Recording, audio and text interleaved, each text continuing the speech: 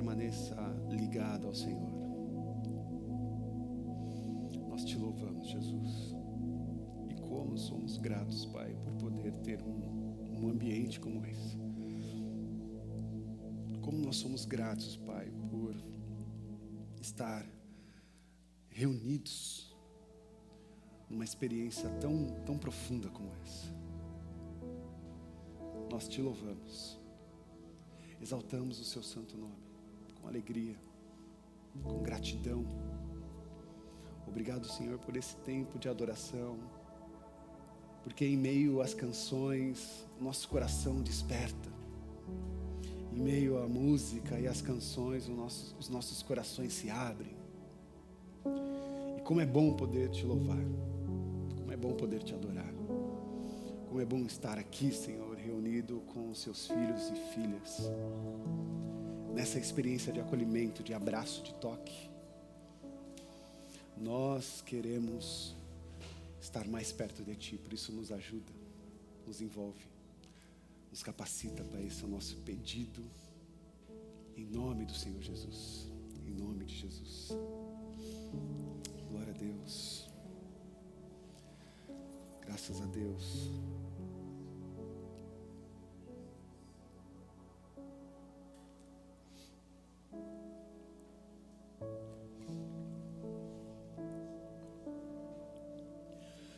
Graça, paz e bem da parte do Senhor Jesus Cristo a todos e todas. Mais um dia, mais uma experiência para nós de toque, de presença, de profundidade também, porque é motivo da nossa busca. Eu quero compartilhar um pouquinho daquilo que eu tenho pensado e orado nesses últimos dias. Quero falar um pouquinho a respeito de fé, a respeito de tipo de fé nós estamos construindo,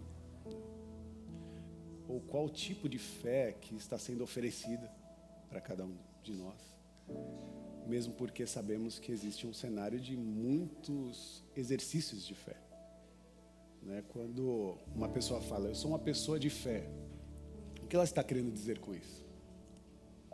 Eu sou uma pessoa de fé, o que ela está querendo comunicar? O que é ser uma pessoa de fé? É uma pergunta que parece simples no primeiro momento, porque nós vamos automaticamente sermos lançados para essa experiência religiosa.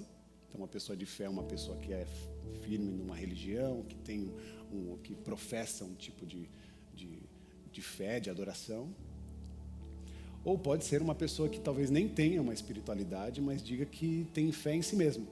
Fé no seu trabalho, fé na sua força, no seu intelecto, na sua capacidade. Então há, de fato, vários tipos de fé e várias formas de expressão. E eu queria convidá-los a abrir a Bíblia no livro de Tiago. Lá no finalzinho da Bíblia, no livro de Tiago, quero ler o capítulo 2, nos versículos 14 a 19.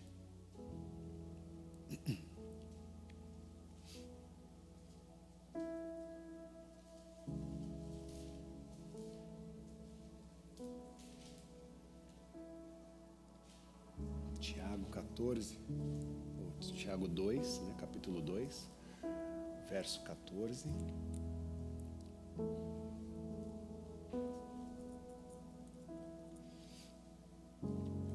Diz assim: de que adianta, meus irmãos, alguém dizer que tem fé, se não tem obras? Acaso a fé pode salvá-lo?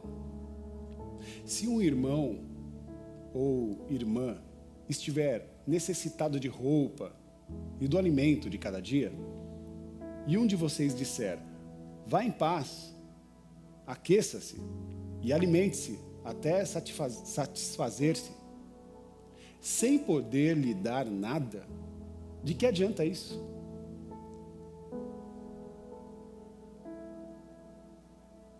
Assim também, a fé, por si só, se não for acompanhada de obras, está morta. Mas alguém dirá, você tem fé? Eu tenho obras. Mostre-me a sua fé sem obras, e eu mostrarei a minha fé pelas obras. Você crê que existe um só Deus? Muito bem. Até mesmo os demônios creem e tremem. Até aí.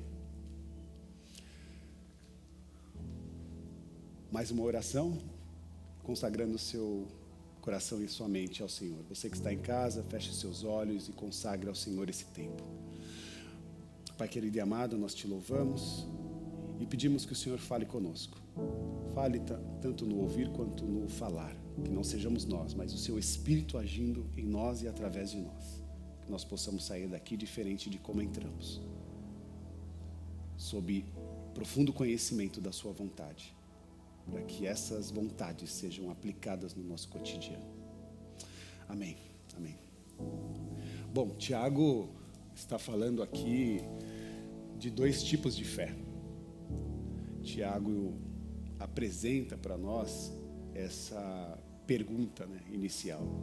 De que fé que nós estamos falando, de que tipo de fé nós estamos, de fato, desenvolvendo em nosso cotidiano. A fé que Tiago apresenta para mostrar para nós que existe uma fé que nos salva e existe uma fé que nos mantém no mesmo lugar. Uma fé que nos lança para a vida, nos lança para uma vida de movimento, e uma fé que ela está quase que petrificada, que ela não avança, ela está em estado de paralisia. Uma fé que nos transforma e uma fé que pode ser inútil, no sentido de ser ineficaz. Uma fé, segundo o próprio texto, uma fé viva e uma fé morta. Uma fé que nos mantém num lugar de morte, né? Uma falta de avanço, e uma fé que nos arremessa para uma vida e uma vida viva. Porque sempre quando nós falamos e tratamos a respeito de uma fé que Deus nos proporciona, essa não é uma vida que Deus nos proporciona, não é uma vida relacionada à vida comum, à vida existencial, mas ela transcende porque nós estamos diante de uma promessa, que Deus nos daria vida e vida em abundância. Então é uma outra qualidade de vida.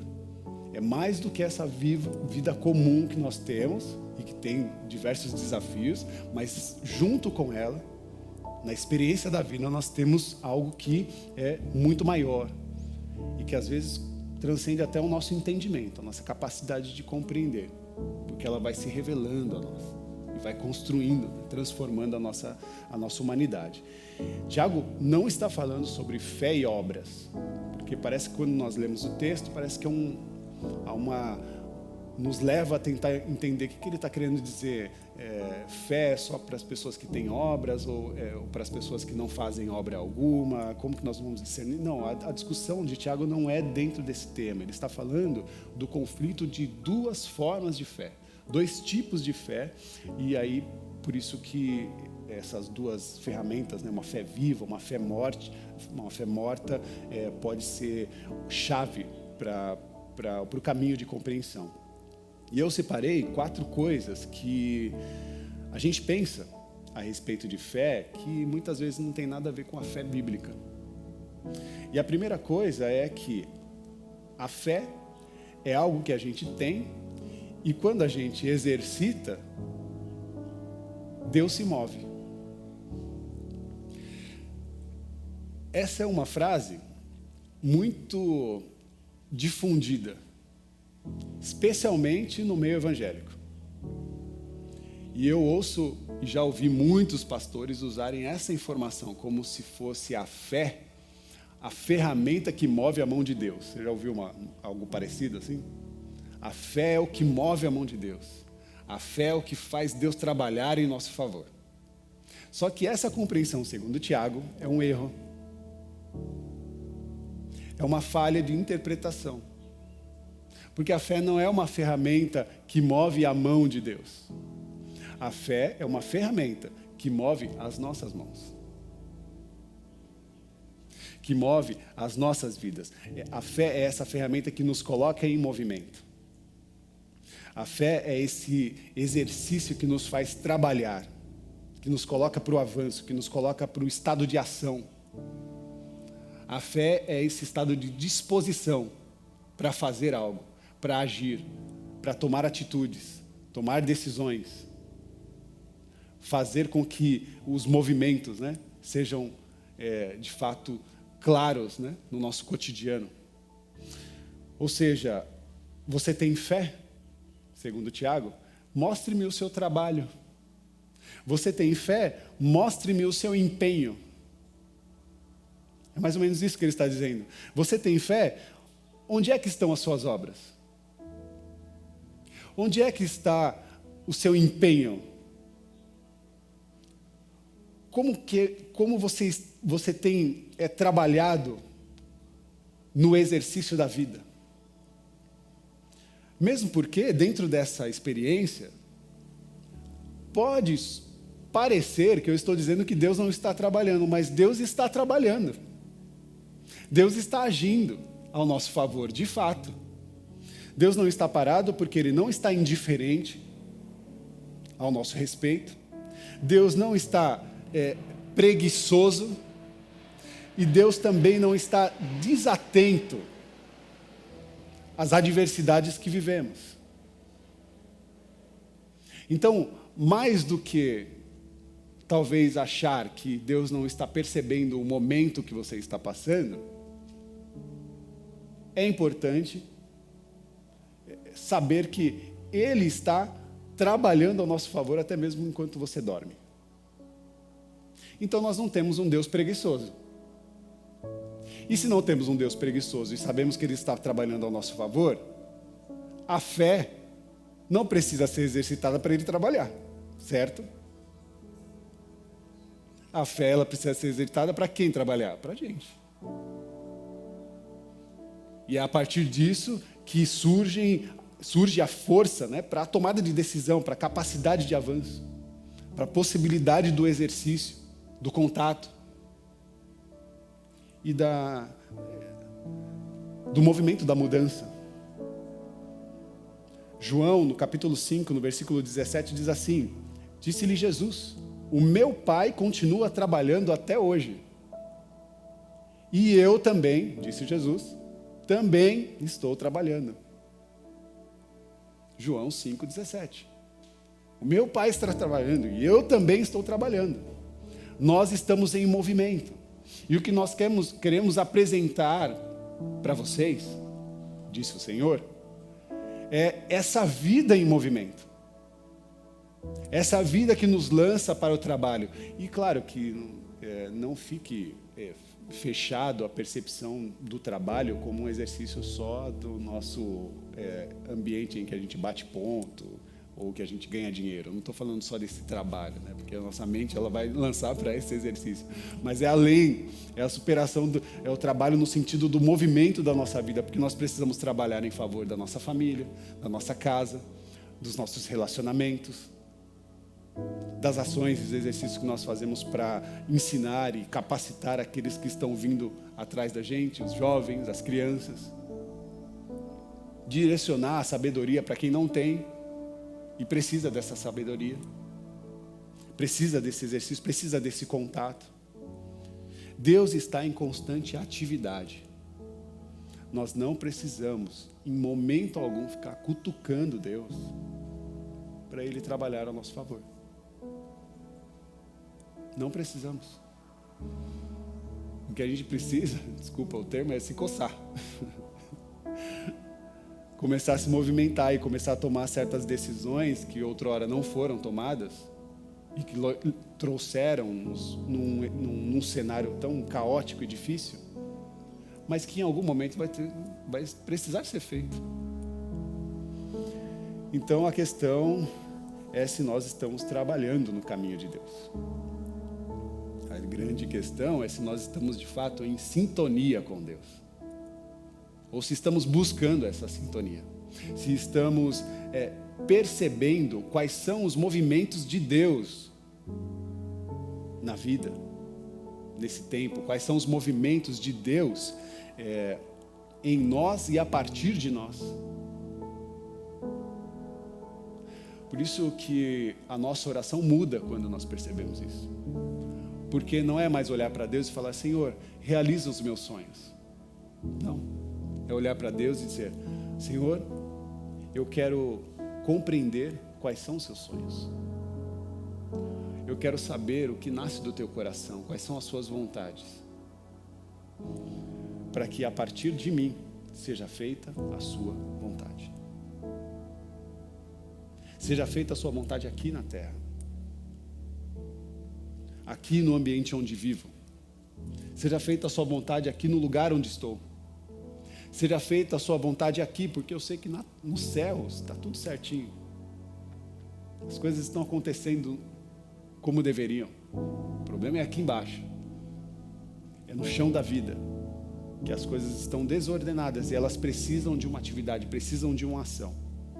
Segundo ponto, a fé é mais do que acreditar nas coisas a respeito de Deus. Porque eu poderia fazer uma breve pesquisa dizendo a respeito do que você crê.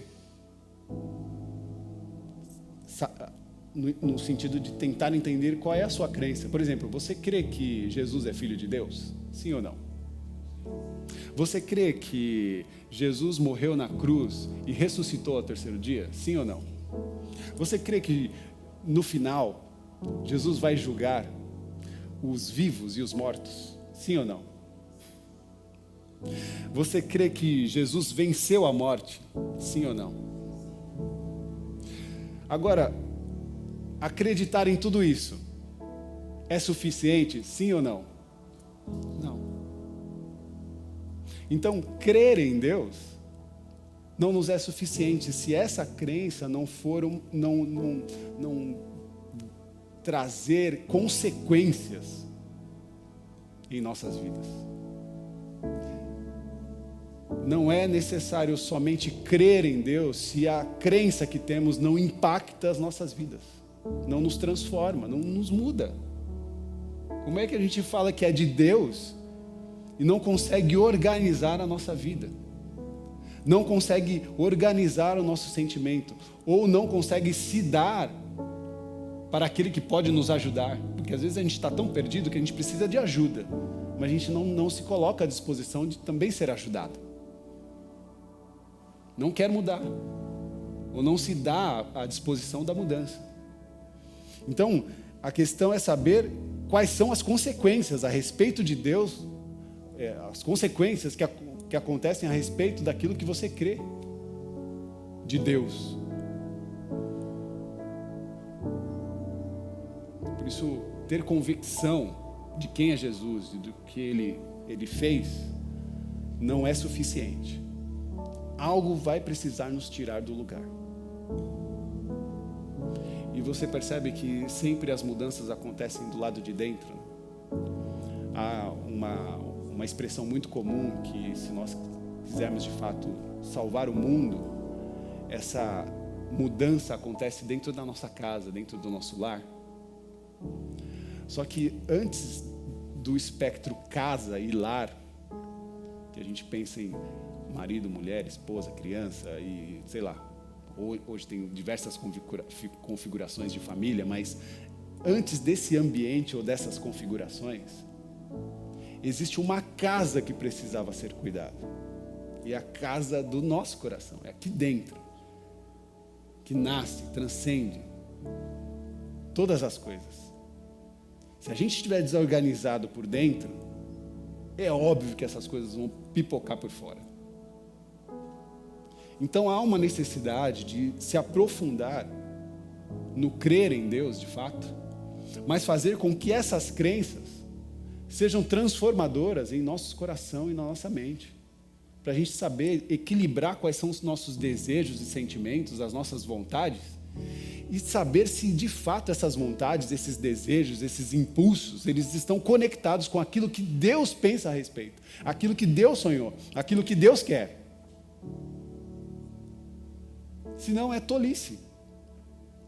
Seguir um caminho a partir das suas próprias vontades, dos seus próprios anseios, das suas próprias fragilidades, das suas próprias carências.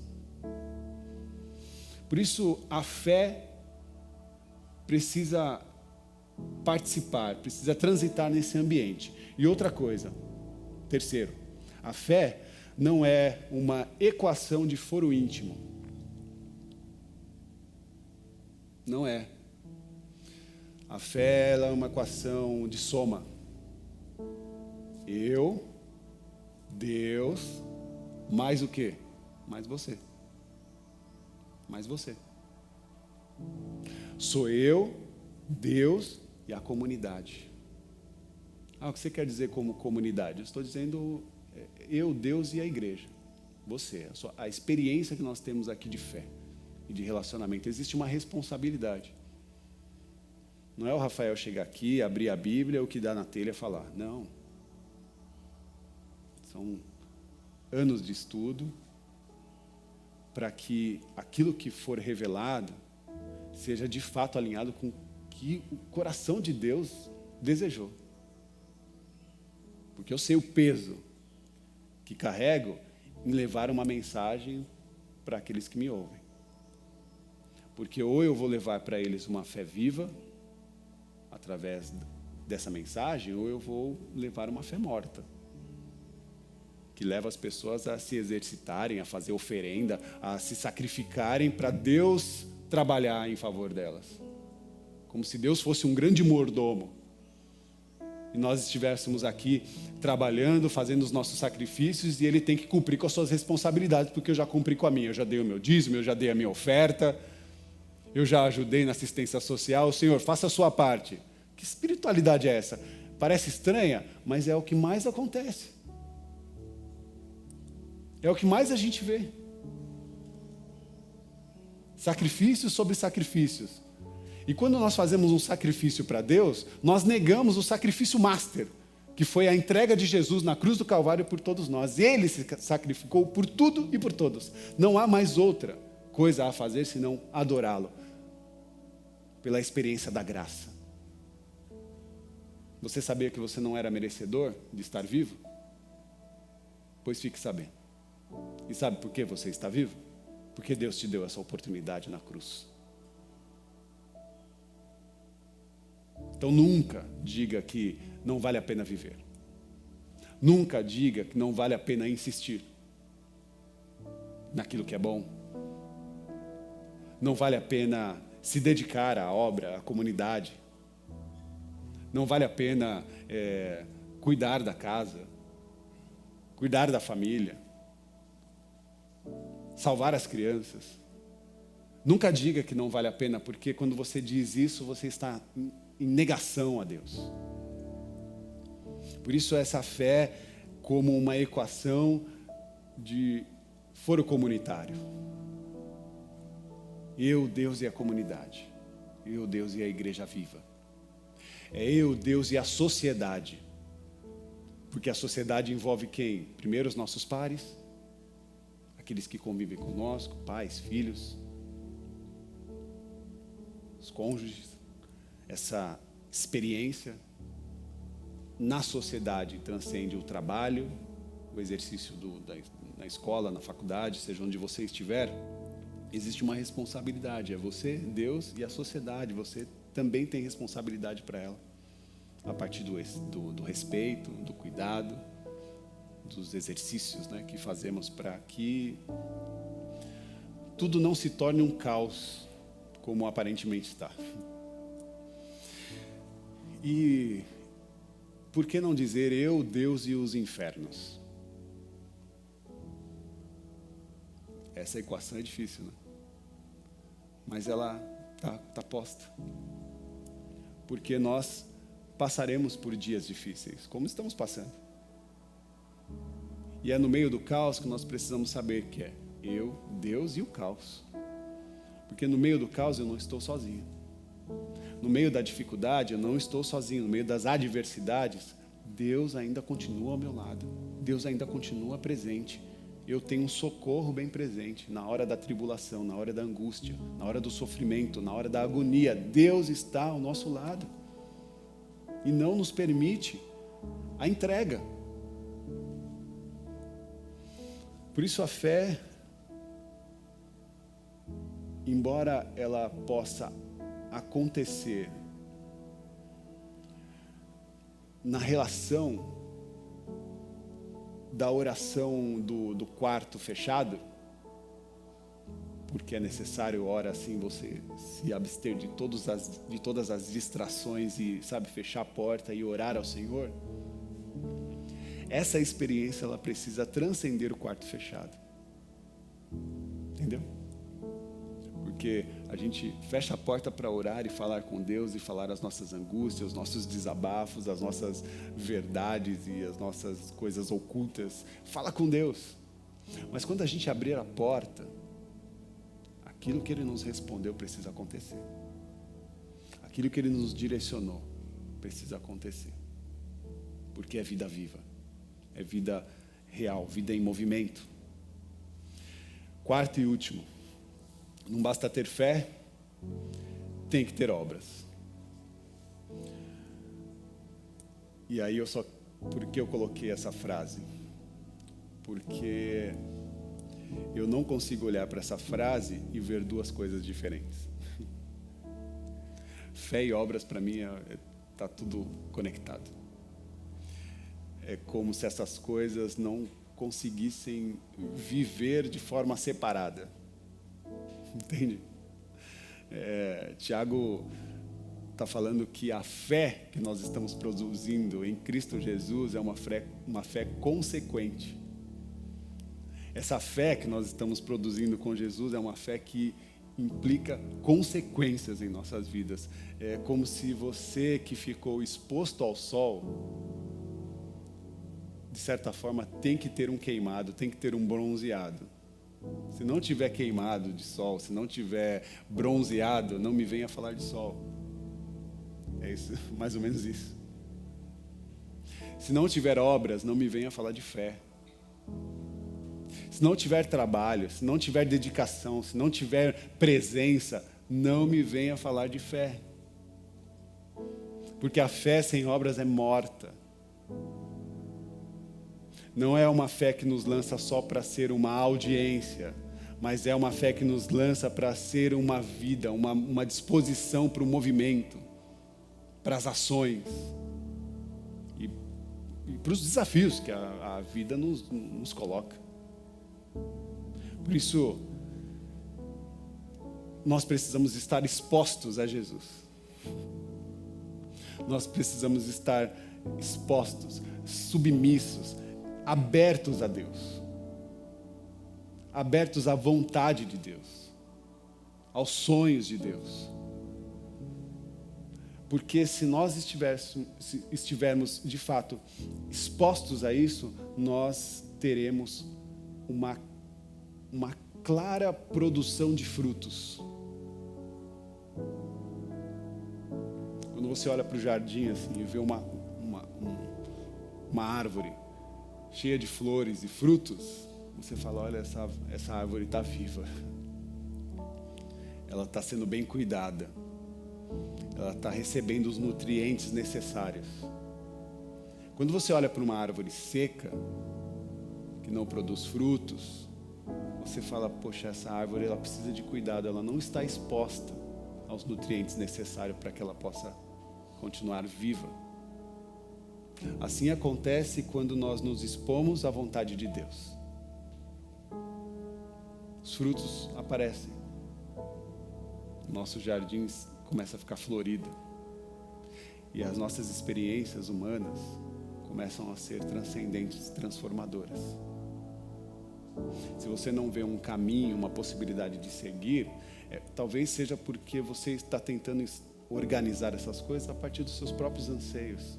Por que não chamar a Deus e conversar com Ele a respeito desses anseios?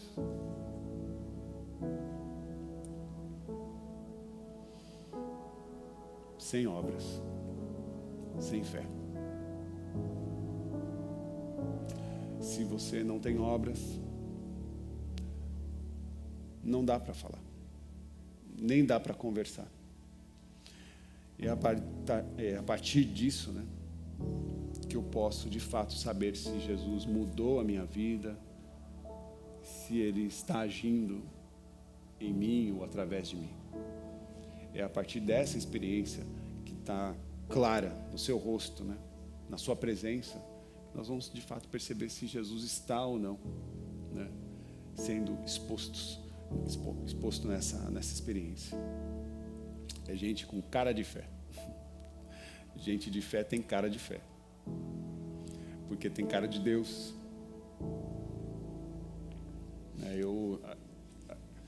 Uma das coisas que eu me sinto mais feliz, assim, mais grato, é quando alguém me procura, ou quando alguém diz: olha, Rafa, você tem sido uma bênção na minha vida. Rafa, você tem sido alguém muito especial, que tem fortalecido a minha fé e tal. Não me enche de orgulho no sentido, né? Mas me enche de expectativa de que o pouquinho que eu tenho feito tem se assemelhado a Cristo Jesus. Porque o que eu mais quero é ser chamado de cristão de verdade, né? O significado da palavra cristão significa pequeno Cristo. Então, de fato, eu gostaria de ser chamado de pequeno Cristo aqui na Terra.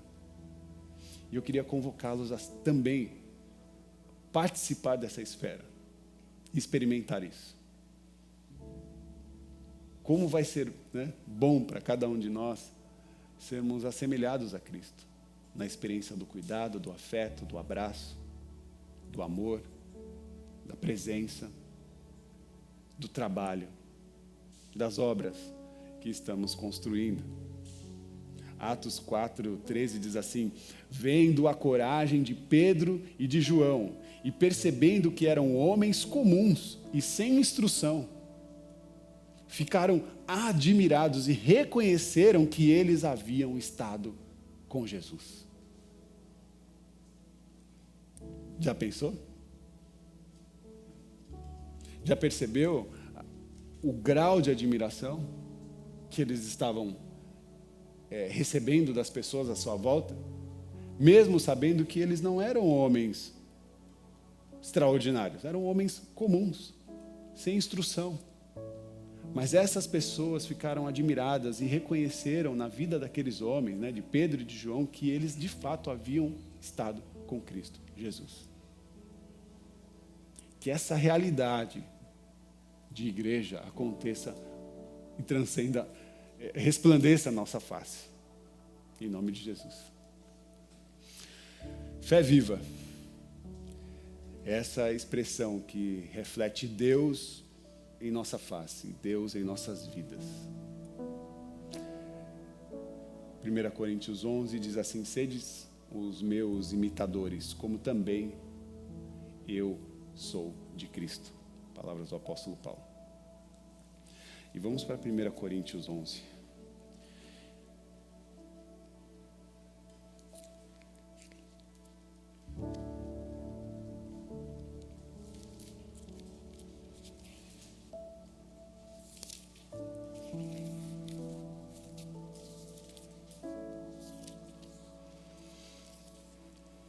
Coríntios 11, no versículo 17, a partir do versículo 17, nós temos uma revelação que havia acontecido com o apóstolo Paulo, e ele estava compartilhando com os seus pares. Especificamente no verso 23, ele diz: pois recebi do Senhor o que também entreguei a vocês, que o Senhor Jesus, na noite que foi traído, tomou o pão e, tendo dado graça, partiu e disse: isto é o meu corpo que é dado em favor de vocês.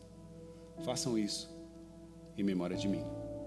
Da mesma forma, depois de cear, ele tomou o pão, tomou o cálice e disse: esse cálice é a nova aliança no meu sangue. Façam isso sempre que beberes em memória de mim, porque sempre que comeres desse pão e beberes desse cálice, vocês anunciam a morte do Senhor até que ele venha. Hoje nós estamos à volta da mesa. E essa mesa nos faz compartilhar o pão e o vinho. Na compreensão profunda de que as nossas reuniões, elas não são só para nos reunir e para comer e beber, mas elas vão além, porque esse pão deixa de ser uma substância natural e passa a ser o corpo de Cristo que foi partido por nós.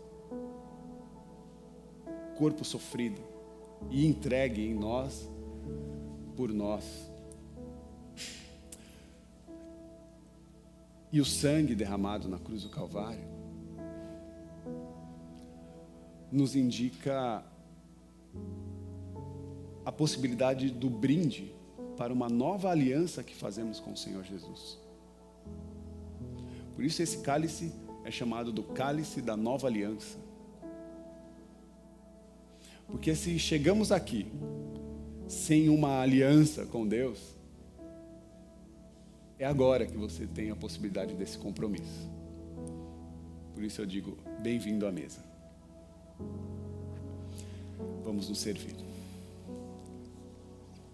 A Raquel vai nos ajudar. Graças te damos, Jesus. Você vai receber o pão e o vinho. Não coma, não beba, até que todos se sirvam, ok?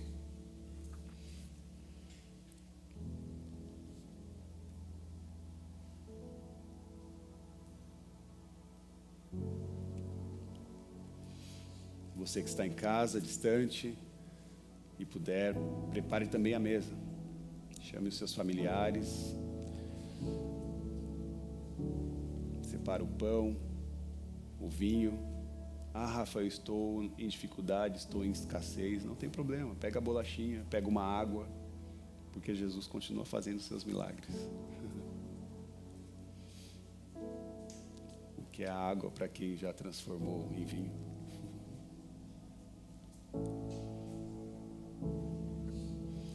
Isso que você está recebendo é o corpo de Cristo, e esse é o cálice da nova aliança de Cristo Jesus, nosso Senhor.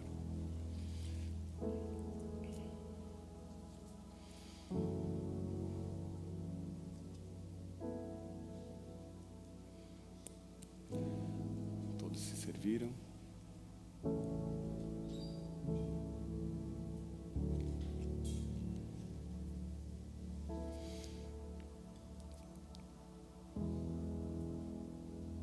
O Senhor Jesus, na noite que foi traído, tomou o pão e, tendo dado graça, partiu e disse: isto é o meu corpo que é dado em favor de vocês. Esse é o corpo de Cristo, que é dado em favor de cada um de nós. Quando você comer desse pão, faça isso em memória de Cristo Jesus, nosso Senhor. Pode comer do pão.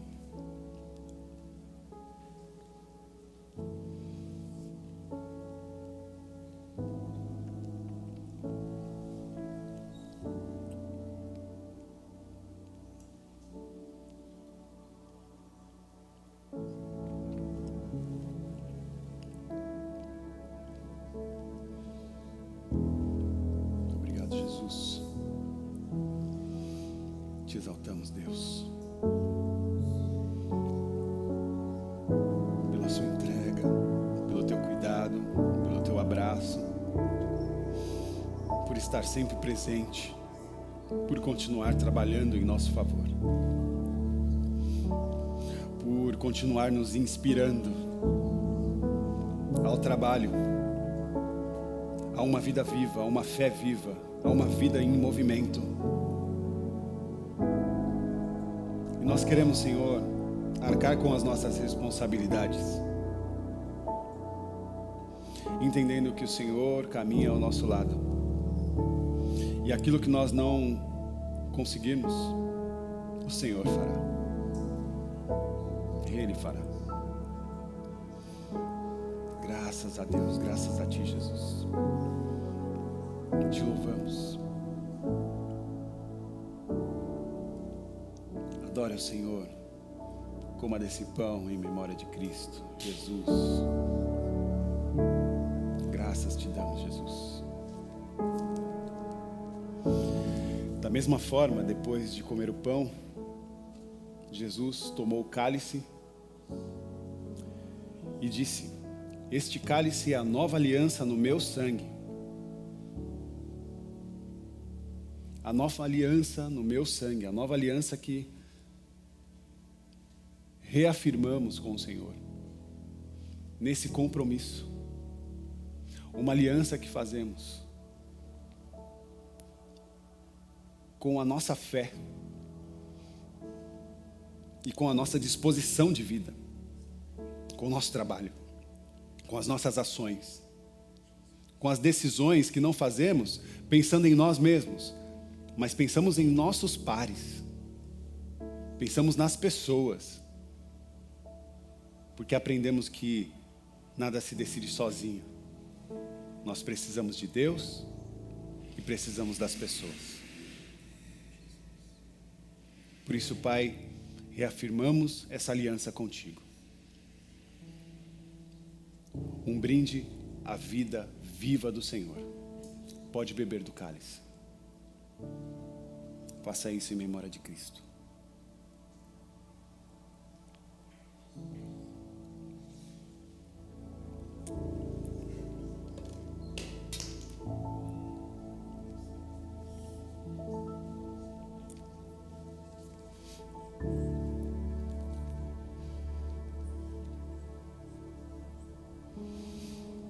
Obrigado, Jesus. Obrigado, Senhor, pela alegria, pela paz,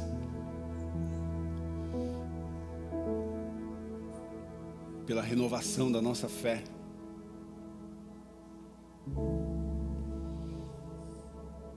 pela comunidade, pela igreja. Obrigado pela sociedade ao meu entorno. Obrigado pela nossa família. Obrigado pelos nossos amigos. Obrigado, Senhor. Obrigado por nos dar a oportunidade de um novo sorriso. Por nos dar a oportunidade de abraçar e ser abraçado. Obrigado por nos dar a oportunidade de uma fé viva, ativa e conectada com o teu coração. Nosso compromisso: seja feita a tua vontade. Seja feita a tua vontade, Senhor.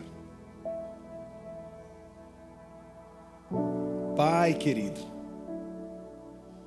Pai nosso que estás nos céus, santificado seja o teu nome. Venha a nós o teu reino. Seja feita a tua vontade, assim na terra como nos céus. O pão nosso de cada dia nos dai hoje. Perdoa, Senhor, as nossas dívidas, assim como nós perdoamos aqueles que têm nos ofendido. Não nos deixe, Senhor, cair em tentação, mas livra-nos do mal. Pois teu é o reino, teu é o poder e a glória para todo o sempre. Com suas mãos aos céus, que o amor de Deus, que a graça e a manifestação do Consolador, o Espírito Santo de Deus, a manifestação viva e presente de Jesus, o nosso Salvador, esteja de forma impactante em nossas vidas, acontecendo em nosso cotidiano. Sejam abençoados, em nome do Pai, do Filho e do Espírito Santo, com todas as sortes de bênçãos espirituais. E até domingo, se Deus quiser. Que Deus nos abençoe. Graça, paz e bem a todos. Glória a Deus.